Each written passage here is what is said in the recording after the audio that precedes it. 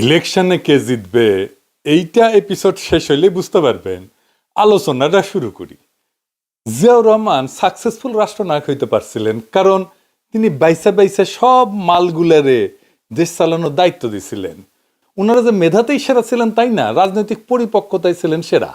তাদের কেউ কেউ খালেদা জিয়ার টাইমেও ছিলেন, যেমন ধরেন সাইফুর রহমান, বি চৌধুরী স্যার, মুশিউর রহমান জাদু মিয়া। আর দুর্ভাগ্যজনকভাবে তারেক রহমানের আশেপাশে জুটছে ধান্দাবাজ, ইতর এবং অপদার্থগুলা। আমি বলি তারেক রহমানের চাকর বাকর, রাজনীতি করতে আসে নাই। আর পাশাপাশি তারেক রহমান রাজনীতি বলতে বুঝিয়েছেন ম্যানেজমেন্ট। আমি প্রমাণ দিয়া বুঝাই দিতেছি। তারেক রহমান দেশে ফেরার আগে শেষ যে মিটিংটা করেছেন ওইখানে কইছিলেন, আমি স্বপ্ন টপ্ন দেখি না, আমি পরিকল্পনা করি। শুনেন, আমাদের মধ্যে অনেকেই বক্তব্যে বলেন আমরা এই স্বপ্ন দেখছি, আমরা সেই স্বপ্ন দেখছি। আমি ভাই স্বপ্ন টপ্নের মধ্যে নাই, আমি কোনো স্বপ্নের মধ্যে নেই।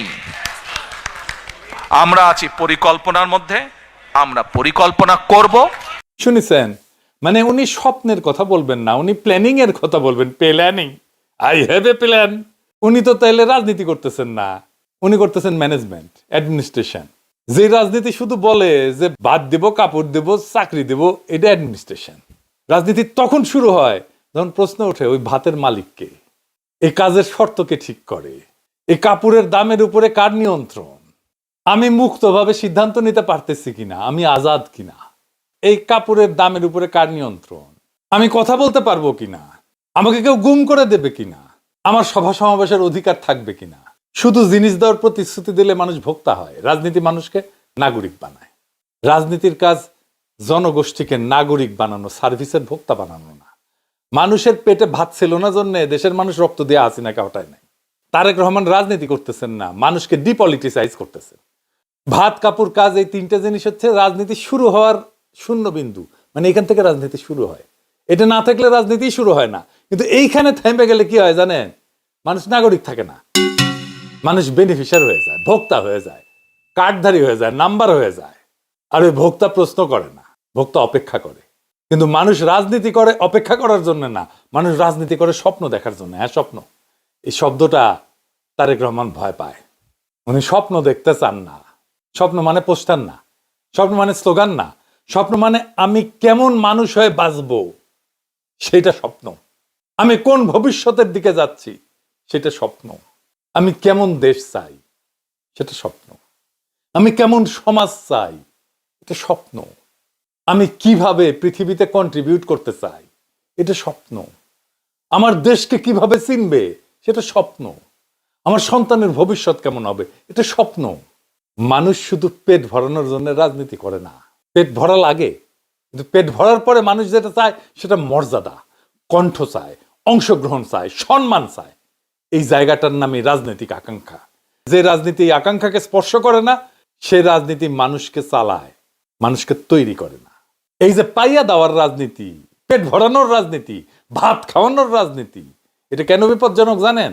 কারণ এতে নাগরিক দাবিদার না হয়ে গ্রাহক হয়ে যায়, অধিকার হয়ে যায় সুবিধা, প্রশ্ন হয়ে যায় অভিযোগ। আর অভিযোগ করলে কি হয়? সার্ভিস সেন্টারে পাঠানো হয়, তাই তো? এটা রাজনীতি না, এটা কর্পোরেট গভর্নেন্স। রাজনীতি মানে মানুষকে বলা তুমি শুধু বাঁচবে না, তুমি ঠিক করবা কিভাবে বাঁচবা। স্বপ্ন ছাড়া রাজনীতি হয় না। আর স্বপ্ন বাদ দিলে যত বড় প্রতিশ্রুতি দেন না কেন, এটা রাজনীতি না, ওইটা ডেলিভারি। কমিউনিস্ট পার্টির স্লোগান ছিল ভাত কাপড় কাজ, কমিউনিস্ট পার্টির এক আওয়াজ। ওইটা মানুষকে বাঁচায়, এটা ঠিক, কিন্তু নাগরিক বানায় না। স্বপ্ন মানুষকে নাগরিক বানায়। স্বপ্ন ছাড়া রাজনীতি না, এটা কর্পোরেট ম্যানেজমেন্ট। তারেক রহমান সিপিবির রাজনীতি করিচ্ছে, ভাত কাপড় কাজ, তারেক রহমানের এক আওয়াজ। কিন্তু তারেক রহমান আপনার প্রতিপক্ষ স্বপ্ন দেখাচ্ছে। এই শক্তিশালী স্বপ্নের কাছে আপনার তথাকথিত প্ল্যানিং হেরা যাবে। দেখেন,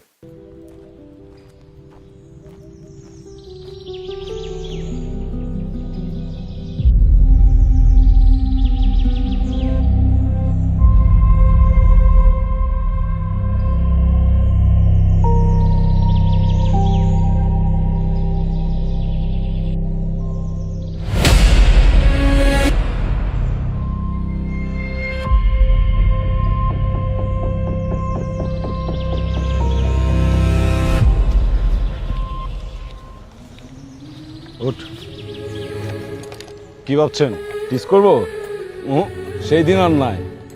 বাংলাদেশের আইন শৃঙ্খলা এত উন্নত যে এসব করার কথা কেউ চিন্তা করে।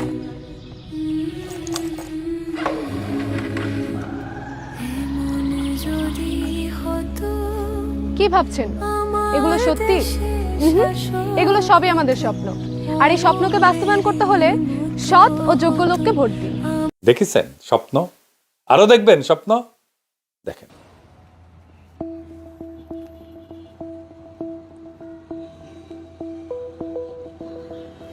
কিরে কই যাবি? স্যার পঞ্চগড় যাব। পঞ্চগড় যাবি? জি স্যার। চোখ লাল কে? কি খাইছ? কিছু না তো স্যার। কিছু কাজ নাই? না স্যার। আয় নিচে নাম, নিচে নাম। স্যার সত্যি কিছু কথা আছে তোর লাগে, নিচে আম। আরে ভয় পাইস না, নিচে নাম। আয় আপর। হ্যাঁ নাই স্যার সত্যি কইতেছি কিচ্ছু খাই নাই। কিছু কাজ নাই? কাজ নাই কে? খাইবি? দেবো কিছু? খাবি? কি কন কিছু তো বুঝলাম না। খাইবি কি না ক? কামাল স্যার এই খাওয়ানটা দেই। হ্যাঁ রে দাও। ল। আরে ভয় পাইস না, ল। কি আছে? ফুল।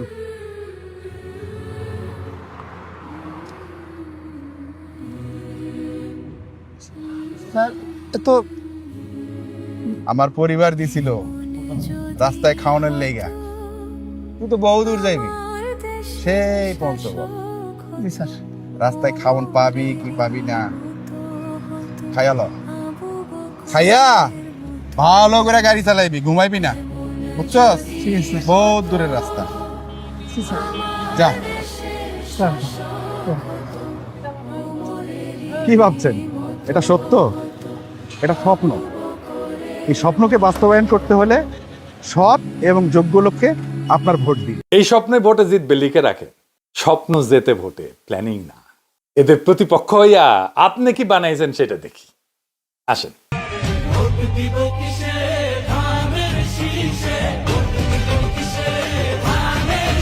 দেখে যাও এর মধ্যে কি আছে। রাজনীতি আছে, স্বপ্ন আছে, কল্পনা আছে, দেশ আছে, মানুষ আছে? নাই। খেমটা নাচ ছাড়া কিছু নাই, কোনো রাজনীতি নাই। কেন ধানের শেষে ভোট দিবি? মানে ভোট দিলে খেমটা নাচ দেখাবে নিত্যদিন, তাই? তফাৎটা দেখেছেন তো? আপনার এই খেমটা নাচ তারেক রহমান আপনার হারায় দেবে। ওইটা তো হাসিনার জয় বাংলা জিতবে, আবার নৌকার নকল। নকল ছাড়া আর কিছু পারেন না। দেখেন। এসেছে এসেছে আবার ইলেকশন, জিতবে নৌকা জিতবে জনগণ, 16 কোটি মানুষের একটাই ডিসিশন, জিতবে নৌকা নাই কোনো টেনশন। এসেছে এসেছে আবার ইলেকশন, জিতবে নৌকা জিতবে জনগণ। হাসিনারটা অনেক নান্দনিক আছিল, আপনারটা তাও না। আপনার এই খেমটা নাচ দেখলে হাসিনার খেমটা নাচের কথা মনে হবে সবার। বুঝিছাও? তা ম্যানেজমেন্ট বা প্ল্যানিং আপনি কেমন করিচ্ছেন সেটার কিছু উদাহরণ আমি দেই আপনাদের। আপনার প্ল্যানিং সব কটা ফেল। আজকে ওনার আরেকটা প্ল্যানিং নিয়ে আলাপ করব। আপনারা নিজেরাই বুঝবেন উনি উনার আশেপাশের মানুষ যে প্ল্যানিং করিচ্ছে সেটা কোন কিসিমের প্ল্যানিং। আসেন দেখি, আল্লাহর নামে শুরু করি। ওই লন্ডনের শেষ মিটিং এ উনি প্ল্যানিং এর একটা এক্সাম্পল দিয়েছিলেন, উদাহরণ আর কি। ডায়ালাইসিস নিয়ে, মানে কিডনি রোগীদের যে ডায়ালাইসিস করে না একেবারে শেষ অবস্থায় গেলে, ওইটা তো একটা মেশিন দিয়ে রক্ত পরিষ্কার করে আর কি। তো ওইটা শুনেন আগে। আমরা এখন প্রাইভেট পাবলিক পার্টনারশিপ চালু করতে চাচ্ছি। এখন ইউ ক্যান আস্ক মি যে আচ্ছা ঠিক আছে এটা কি জিনিস। ওকে, আসেন আপনাকে একটা এক্সাম্পল দিই। ওসমানী মেডিকেল কলেজ, ধরেন ওসমানী মেডিকেল কলেজের যে ডায়ালিসিস, এই যে কিডনি রোগীর যে ডায়ালিসিস করতে হয়, এই ডায়ালিসিস যে মেশিন আছে, আছে না? আছে তো মেশিন। আচ্ছা, তো এই মেশিন আছে, এই মেশিনের ধরেন ক্যাপাসিটি হচ্ছে, সে এক্সাম্পল, মেশিনের ক্যাপাসিটি হচ্ছে এভরি মান্থে 100 জন মানুষকে সে ডায়ালিসিস করতে পারে। বাট আপনার কিউতে 100 জন না, আপনার কিউতে 500 জন, রাইট? ওকে, আমরা এখন যেটা কেয়ার করছি, ঢাকাতে দেশে অনেক প্রাইভেট হসপিটাল আছে, বাট আম্মা যেহেতু এভার কেয়ারে আছেন, আমার ওই একটা নামই মনে থাকে প্রাইভেট হসপিটালের মধ্যে, ধরেন এক্সাম্পল হিসাবে বলছি, ওই এভার কেয়ার হসপিটাল, তাদেরও কিডনি ডায়ালিসিস মেশিন আছে, but that's a private hospital, quite expensive, not everyone can afford that. Okay, আমরা যেটা এরকম ফ্যাসিলিটি যেসব প্রাইভেট হসপিটাল আছে তাদের সাথে আমরা গভর্নমেন্ট একটা কন্ট্রাক্ট করব। আমরা বলবো যে দেখো, we know what is your costing, তুমি তার উপরে প্রফিট হিসেবে, যেহেতু ইয়োর প্রাইভেট, তুমি 5% 10% প্রফিট নিতে পারো। এখন আমার এই যে ওসমানী মেডিকেল কলেজে 500 কিউব 100 জনকে আমি মাসে দিচ্ছি, বাট আরও 400 বাকি যাচ্ছে। ওই 101 থেকে ওর ধরেন এভার কেয়ার হসপিটালে ওর ধরেন যেই কিমো মেশিনটা আছে, ডায়ালিসিস মেশিনটা, সেখানে they get only say 25 patients, বাকি 75 তার খালি থাকছে।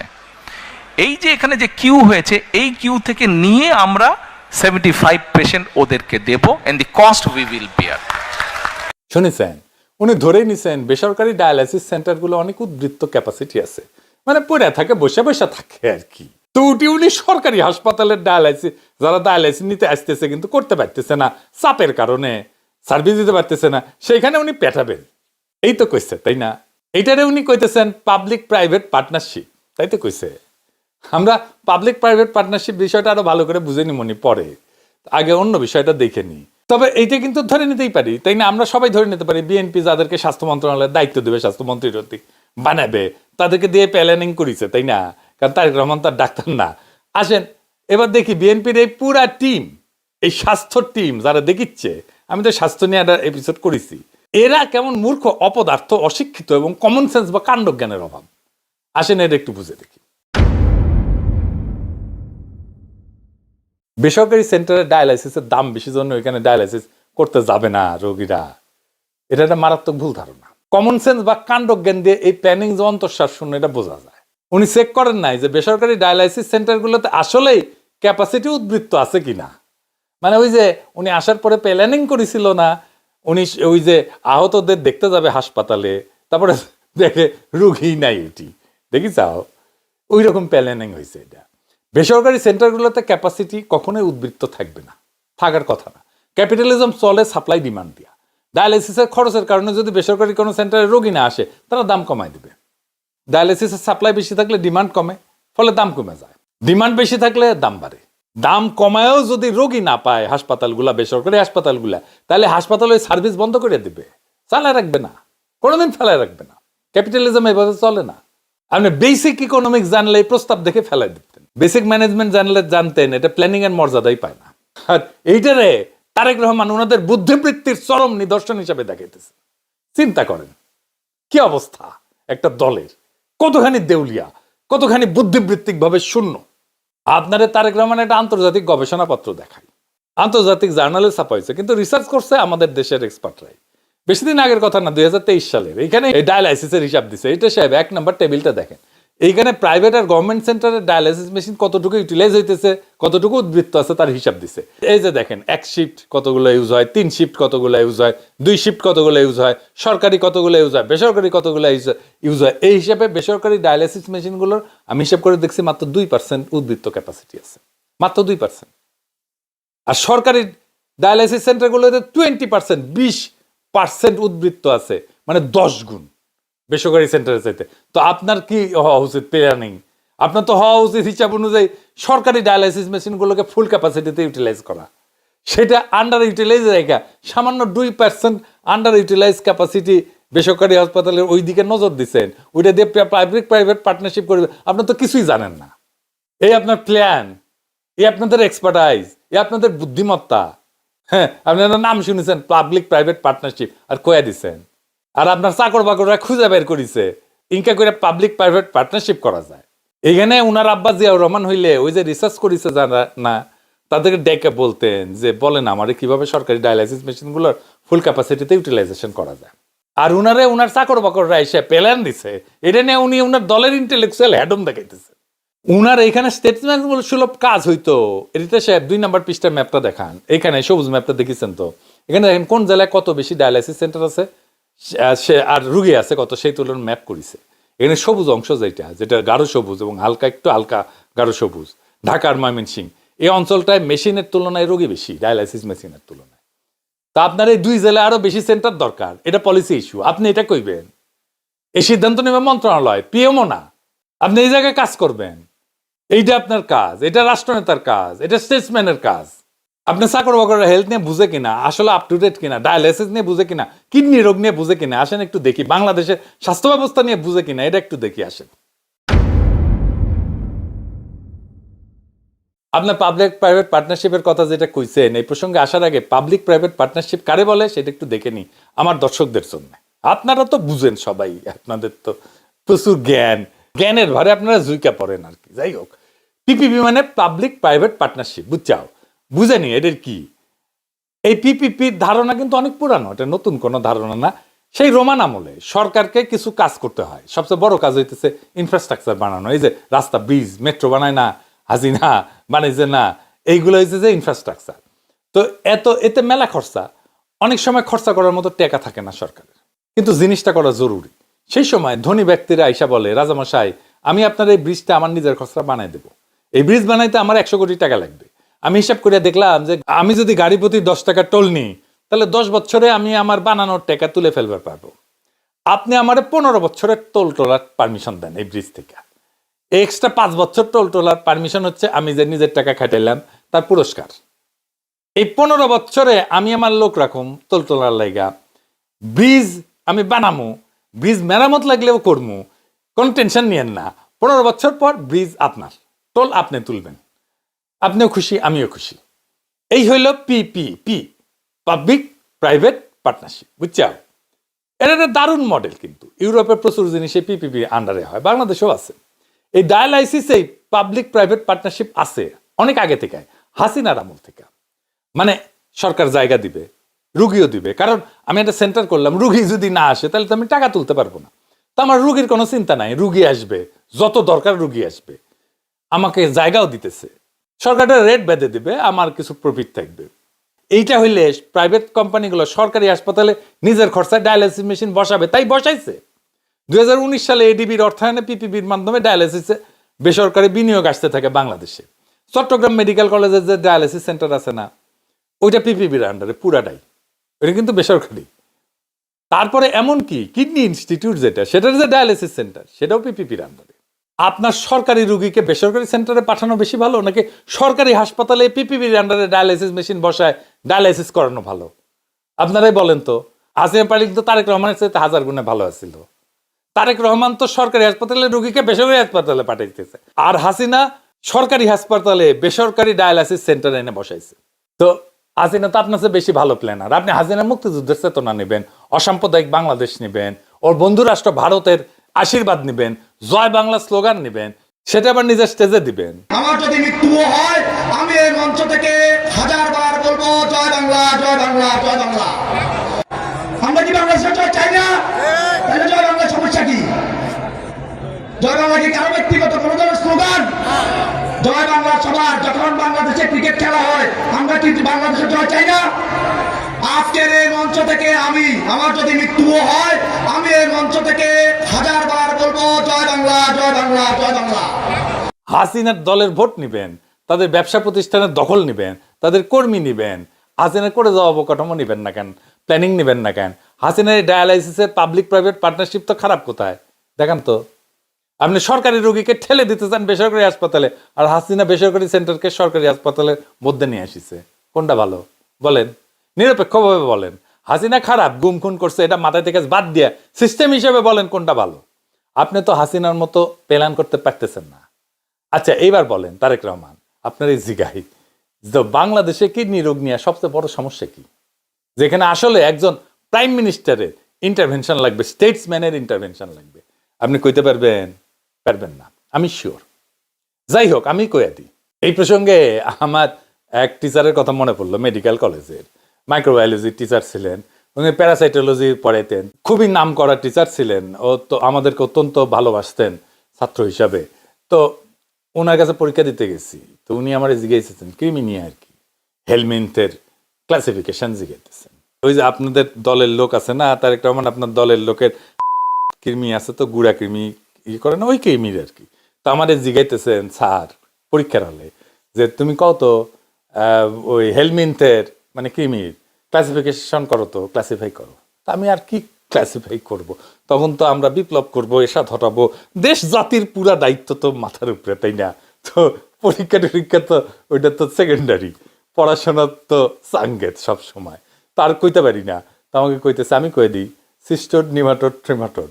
এবার তুমি সিস্টোডের ক্লাসিফিকেশনটা করো। চিন্তা করেন কেমন ফাজলামি করতো আমাদের সাথে আমাদের টিচারেরা, বুঝেছাও?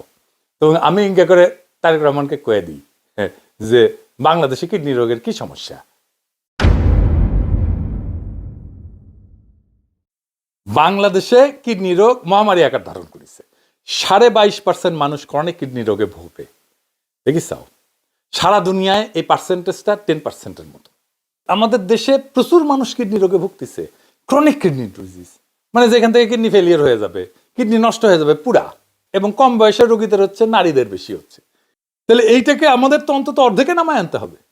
দুনিয়ার মানুষের চাইতে আমরা তো বেশি অসুস্থ থাকতে পারি না। এইটাকে অর্ধেকে নামায় আনতে হলে আমাদের 15 থেকে 20 বছর লাগবে। কি কি করতে হবে? কিডনি নষ্ট হয়, ব্লাড প্রেশার যদি কন্ট্রোল না হয় ঠিক মতো, ডায়াবেটিস যদি কন্ট্রোল না হয়, এই দুইটা মূল কারণ, দুইটাই আর কি। আরও কারণ আছে, অন্য ছোটোখাটো কারণ আছে, কিন্তু মূল কারণ এই দুইটা। আপনার ডায়াবেটিস আর হাইপারটেনশন কন্ট্রোল বাড়াইতে হবে, আর্লি ডিটেকশন করতে হবে, আর তাড়াতাড়ি ডিটেকশন হওয়ার সাথে সাথে যেন আমি চিকিৎসা শুরু করতে পারি। হাইপারটেনশন কন্ট্রোল ভালো হবে না যদি আমরা লবণ খাওয়া না কমাই। জাতি হিসাবে আমরা প্রচুর লবণ খাই, আমাদের দৈনিক নিরাপদ লবণ খাওয়ার মাত্রা যা, তার চাইতে দ্বিগুণ লবণ খাই আমরা। আমাদের 5 গ্রাম দৈনিক খাওয়ার কথা, আমরা 10 গ্রাম খাই জাতি হিসাবে। চিন্তা করেন তাহলে কত লবণ খাই। লবণ বেশি খাবেন, আপনার প্রেশার বাড়বে, আপনার প্রেশার বাড়বে, কিডনিতে চাপ পড়বে, আর কিডনি নষ্ট হবে। আপনার জাতি হিসাবে আমাদের ব্লাড প্রেশার কখনো কন্ট্রোল হবে না যদি লবণ খাওয়া কমাইতে না পারি। তো আপনি তো বেশি খানি, তার উপরে লবণ আমদানি করা হয়। দেখেছেন আমরা যা উৎপাদন করি তার চেয়ে বেশি লবণ আমদানি করা হয়। তো আপনি কেমনে কমাবে লবণ খাওয়া? আপনি তো উৎপাদন বন্ধ করতে পারবেন না, তাহলে তো লবণ চাষিরা কই যাবে? তারা তো বিপদে পড়বে, তাই না? তাহলে কি করতে হবে? আপনার উৎপাদিত লবণের অর্ধেক রপ্তানি করতে হবে, তাই না? সিম্পল হিসাব। আর রপ্তানি বাজার খুঁজে বের করতে হবে, আভ্যন্তরীণ বাজারে লবণের দাম বাড়াইতে হবে। তারপরে লবণজাত খাদ্য যেগুলোর আসলে পুষ্টিগুণ কম নাই, যেমন ধরেন চিপস, এটা একটা আজাইরা খাবার, এটার মধ্যে প্রচুর লবণ, এটা দিয়ে প্রচুর লবণ ঢোকে আমাদের মধ্যে। তো এগুলো আমরা বানাবো কিনা এটা সিদ্ধান্ত নিতে হবে। লবণ ইম্পোর্ট 0 করতে হবে, এটা পলিসি ইস্যু। এই পলিসি ইস্যু নেওয়ার বুদ্ধিমত্তা বিএনপির নাই। এবার আসেন আরেকটা বিষয় দেখি, জরুরি বিষয়। এই যে বিএনপি ইলেকশন করতেছে, এটা কারে পরিকল্পনায় করতেছে জানেন? ক্যান্ডিডেট সিলেকশন কে করেছে? বিএনপির গুরুত্বপূর্ণ নেতা, বিএনপির ক্যান্ডিডেট, তার কাছেই শুনি। এই ক্যান্ডিডেট সিলেক্ট করছে পুলিশ, ডিজিএফআই, এনএসআই। শোনেন, বিএনপি বিশেষ করে এই নির্বাচনে ক্যান্ডিডেট সিলেক্ট করার আগে পাঁচটা সার্ভে করেছে, পাঁচটা সার্ভে জরিপ করেছে। একটা করেছে পুলিশ, একটা করেছে ডিজিএফআই, একটা করেছে এনএসআই, আর 2টা করেছে বিএনপি। এই 5টা সার্ভের উপরে নির্ভর করে তারা ক্যান্ডিডেট সিলেক্ট করছে। শুনেছেন? তার মানে এই বিএনপির জন্য রাষ্ট্রীয় গোয়েন্দা সংস্থা জরিপ করে ক্যান্ডিডেট সিলেক্ট করে দিচ্ছে। তাহলে এটা বিএনপির ক্যান্ডিডেট, তারেক রহমানের ক্যান্ডিডেট, নাকি ডিজিএফআই আর এনএসআই এর ক্যান্ডিডেট? মানে বুঝতে পারতেছেন তো, হাসিনাও এইভাবে ক্যান্ডিডেট সিলেক্ট করতো, ডিজিএফআই, এনএসআই আর পুলিশ দিয়া। সে একই সিস্টেম বিএনপিকে হেল্প করতেছে। বাংলাদেশের স্বাধীনতা, সার্বভৌমত্ব এবং গণতন্ত্রের জাত শত্রু ফ্যাসিস্ট আওয়ামী লীগের শাখা প্রশাখা চারিদিক থেকে বিএনপিকে ক্ষমতা আনার জন্য তৎপর। এখন শত শত খুন করে, গুম করে, দেশটাকে লুট করে 15 বছরে দীর্ঘ ফাঁসিবাসী দুঃশাসন চালায় খুনি হাসিনা সহ কয়েক হাজার অপরাধী ইন্ডিয়া আশ্রয় নিছে। সেখানে হিন্দুত্ববাদী নরেন্দ্র মোদী সরকার ঘৃণিত এই ক্রিমিনালদের আতিথেয়তা দিচ্ছে। এদের সবাইকে দেশে ফিরে এনে বিচারের কাঠগড়ায় দাঁড় করাইতে হবে। এটাই 12ই ফেব্রুয়ারির জাতীয় সংসদ নির্বাচনের প্রধান ইস্যু। এই গণদাবির পক্ষে কে আর এই গণদাবির বিপক্ষে কারা তা যাইনা শুইনা চিনে মানুষ ভোট দেবে এবার ইনশাল্লাহ। এর ভিত্তিতেই আসন্ন নির্বাচনে অংশগ্রহণকারী প্রার্থীদের জয় পরাজয় নির্ধারিত হবে। পরিশেষে একটা প্রশ্ন করি, একজন রাষ্ট্রনেতার কাজ আসলে কি? রাষ্ট্রনেতার কাজ হাসপাতাল চালানো না, রাষ্ট্রনেতার কাজ ডায়ালিসিস মেশিন বসানো না। রাষ্ট্রনেতার কাজ রাষ্ট্র কোথায় হস্তক্ষেপ করবে আর কোথায় করবে না এই নৈতিক সীমা টানা।